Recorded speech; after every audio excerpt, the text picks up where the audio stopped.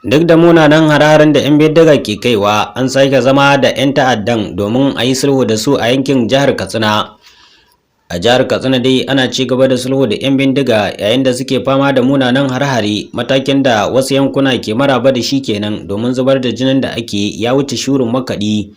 Rahotanni sun tabbatar da cewa sulhun ya gudana ne a ranar Lahadi a ƙaramar hukumar Faskari domin kare rayuka da dukiyoyi daga farmakin 'yan bindiga a yankunan. Majiyoyi sun bayyana fatan cewa tattaunawar za ta haifar da ɗa mai ido, sannan za ta tsaye da zubar da jinin al'umma waɗanda ba su ji ba ba su gani ba, sannan ta wanzar da zaman lafiya a yankin. A Katsina dai ana ci gaba da yin sulhu da 'yan bindiga a jihar, yayin da ake ci gaba da kai munanan hare-hare a jihar, yayin da jihar ce ta gaba-gaba wajen fama da matsalar tsaro. Majiyoyi sun tabbatar da cewa wasu yankuna sun nuna jin daɗi bayan zaman sulhu da aka yi da 'yan bindigan, wanda aka ce har kare 'yan gari suke yi daga baya. Wannan na zuwa ne yayin da Katsina ta yi ƙaurin suna wajen tattaunawa da 'yan bindiga duk da ƙorafe-ƙorafe daga wasu wurare. A baya-bayan nan dai an samu ƙananan hukumomi da dama waɗanda suka yi shiga sulhu da 'yan bindigan domin kare garuruwansu daga munanan hare-hare kafin ƙaramar hukumar Faskari. Akalla ƙananan hukumomi 4 ne suka yi zama da 'yan bindigan yayin da suke fama da matsalolin ta'addanci a yankunansu. Ƙananan hukumomin sun haɗa da Batsari da Ɗan Musa da Safana da kuma ƙaramar hukumar Jibiya.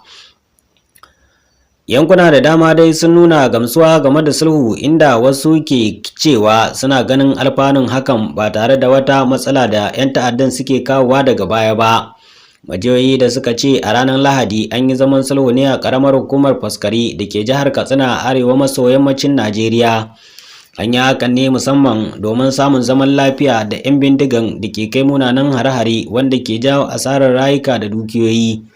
Ƙaramar hukumar Safana dai da Faskari na jihar Katsina na gudanar da tattaunawar zaman lafiya ne da 'yan bindiga a ranar Lahadi. Duk da ƙoƙarin zaman sulhu da ake yi a wasu yankuna da 'yan bindigan na jihar Katsina, 'yan bindigan na ci gaba da kai hare-hare a jihar wanda ke shan fama da matsalolin tsaro a yankunan. Wasu majiyoyi sun tabbatar da cewa 'yan bindigan sun kai hari ne akan wasu musulmai da ke sallar insha'i a jihar a yankin arewacin Najeriya da ke wanda ya jawo asarar rayuka da dukiyoyin al'umma. An tabbatar da cewa lamarin ya faru ne a garin Matazu da ke jihar Katsina, inda aka kashe wasu tare da jikkata wasu, wanda hakan ya sanya shakku akan maganar sulhu a cikin zukatan wasu mazauna yankunan. Masu sauraro, sai dai mu ce wannan sulhu Allah ya sa haifar da ɗan mai ido, domin wa'annan mutanen fa ba su da tabbas, ba ko da yaushe ake yarda da irin wa'annan mutanen ba. A nan muka kamo ƙarshen wannan shiri namu na tsaro haƙƙin al'umma, sai wani lokaci za mu kawo muku wasu labaran. Mu ne muku fatan alkhairi. Wassalamu alaikum.